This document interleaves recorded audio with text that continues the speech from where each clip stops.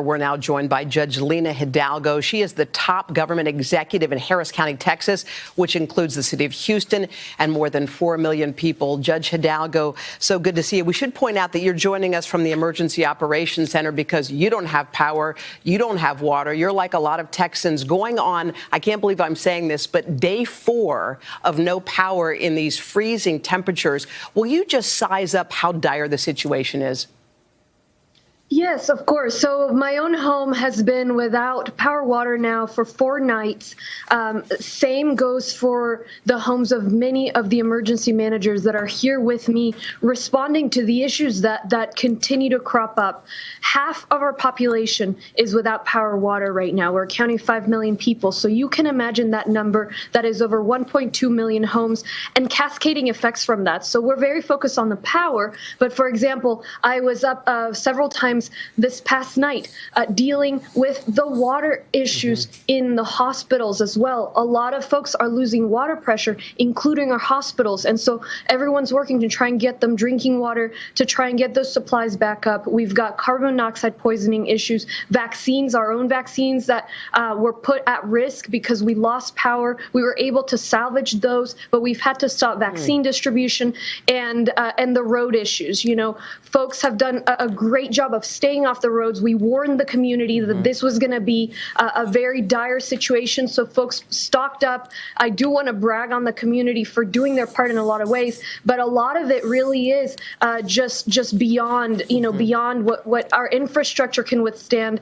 and it's really testing a lot of people. It's extremely tragic stories. Yeah, Judge Hidalgo, let's talk about that power grid for a second. I know it's a complicated issue, but if you could kind of simplify it.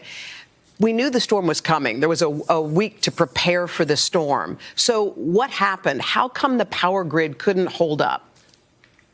So the power grid is just the Texas power grid. It is managed by ERCOT, is the agency. And so they produce the electricity. And then on the other side, there is demand. Demand is up right now. A lot of the plants, the production plants, are down, and that is natural gas, all sorts of production.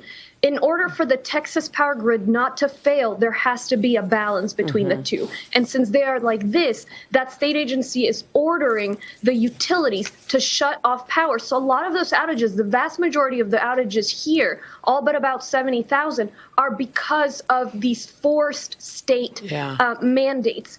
Now, that said, and what that means is the weather's going to go away in a couple days. You know, today it's going to get a little bit warmer, again tomorrow. But those power issues, I expect, will continue. And that's what I'm telling my community, is this agency is saying things are getting better, but they've been saying that for 3 days. So right now, I just want to set expectations.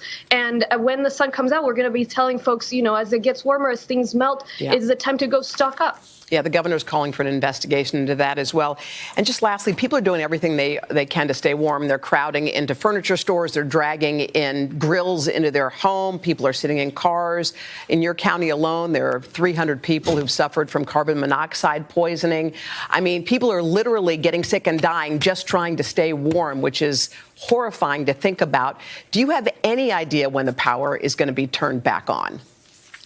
I don't have an accurate estimate, and I'm also not going to pretend like we do. That's part of the problem with these agency of folks that keep trying to raise false hope. I do expect that it could go beyond the length of the weather, and people are angry. People are going to want answers, and I'm going to be pushing for those once this is over. But right now, we got to stay laser focused on that generation coming back up and dealing with these cascading effects because it's all tied together. Yep. All right, Judge Hidalgo, we thank you for your time. I know you're busy this morning. We really appreciate it. We wish you well.